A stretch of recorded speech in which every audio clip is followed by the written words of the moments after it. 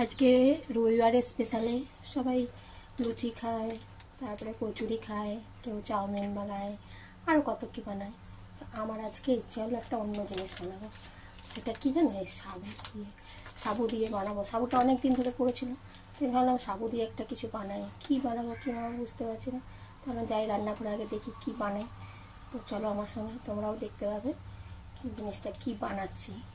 ঠিক আছে, চলো তাহলে কড়াই বসিয়ে দিয়েছি আমি। কড়াইটা গরম হয়ে গেছে, ওর মধ্যে আমি দেবো এই যে সাবুটা। ছোটো দানা সাবু, বড় দানা সাবু হলেও হয়, যে কোনো সাবু হলেই হবে। সাবুটাকে শুকনো খোলায় ভালো করে নেড়ে নেবো। সাবুটা আমার দেখো কি সুন্দর নাড়া হয়ে গেছে। এবার আমি এটাকে না মিক্সিতে পিষে নেবো ভালো করে। এই দেখো সাবুটা মিক্সিতে না কি সুন্দরভাবে পিষে নিয়েছি। এবার আমি এটা মাখবো। এবার আমি সাবুটার মধ্যে কি কি দেবো দেখো, ধনেপাতা কুচি, কাঁচা লঙ্কা কুচি, এটা হচ্ছে চিলি ফ্লেক্স, আর একটু আদা কুচি, আর একটু আলু সিদ্ধটাকে গ্রেট করে নেবো ভালো করে, তাহলে মোলায়েম হয়। যে আলুটা সিদ্ধ করে রেখেছি, এরকম করে আলুটাকে গ্রেট করে নেবো।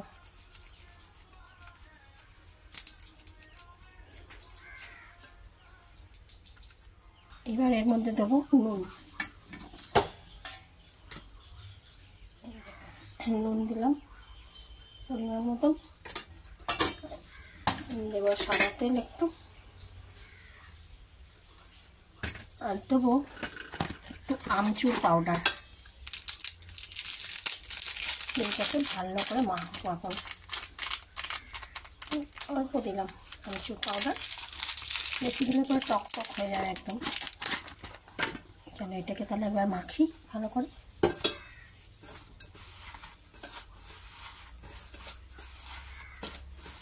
এটা মেখে এখন এটা কিছুক্ষণ রেস্টে রেখে দেবো। এরকম কি সুন্দর মাখাটা নরম একদম হয়েছে। এবার আমি কিছুক্ষণ এটা রেখে তারপর বেলবো। দেখো এবার আমি একটা লেচি করে নিয়েছি, এটাকে শুকনো আটা দিয়ে বেলবো গোল করে। এটা তো আটা তো ময়দা তো না, তো সমান তো হবে না, তাই আমি আগে একটু গোল করে নিচ্ছি যতটা পারবো। দেখি কীরকম হয়। এই দেখো ধারগুলো এই যে ফেটে ফেটে যাচ্ছে, এই জন্য এই বাটিটা বসিয়ে এরকম গোল গোল করে আমি কেটে নেব।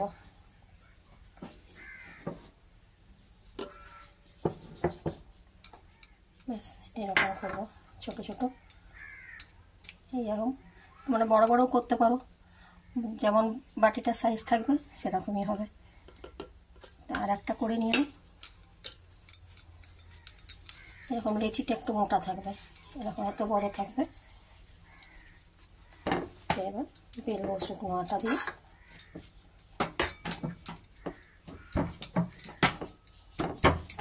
গোল তো পুরো হবে না, পুরো একটু কাটা কাটা হবে এই সাইডগুলো, তার জন্য এই বাটিটা দিয়েই আমি বসিয়ে কাটব। এই দেখো এরকম হয়েছে, কি সুন্দর গোল গোল দুটো হয়েছে। এবার আমি তাওয়া বসাই। এই তাওয়া বসিয়ে দিয়েছি, গরম হয়ে গেছে। এবার আমি একটা করে দেব।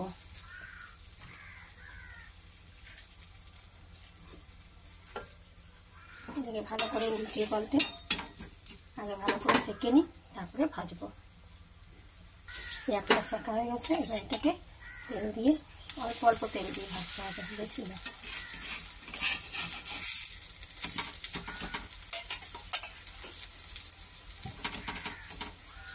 একটু কড়া কড়া হবে, লাল লাল।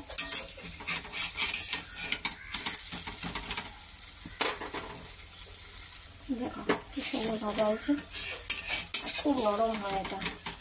চলো এটা তুলে নিই, দিয়ে আর একটা করে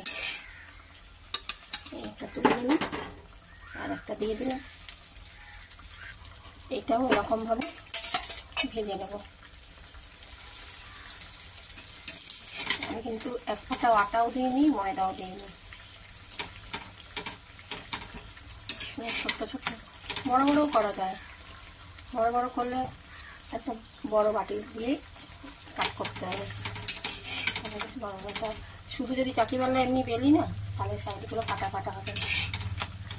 এরকম বেশি করা না, এরকমই থাকবে লাল লাল। আর তার সঙ্গে থাকবে আলুর দম। চলো এটা হয়ে গেছে, এটা আবার নামিয়ে আর একটা বসিয়ে দিই এর মধ্যে।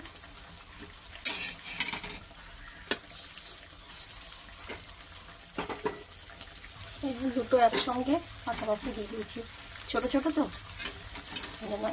একসঙ্গে দিলাম, একসাথে হয়ে যাবে দুটো।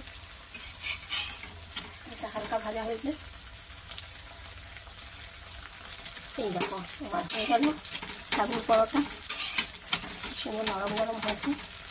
চলো এবার তুলে নেবো।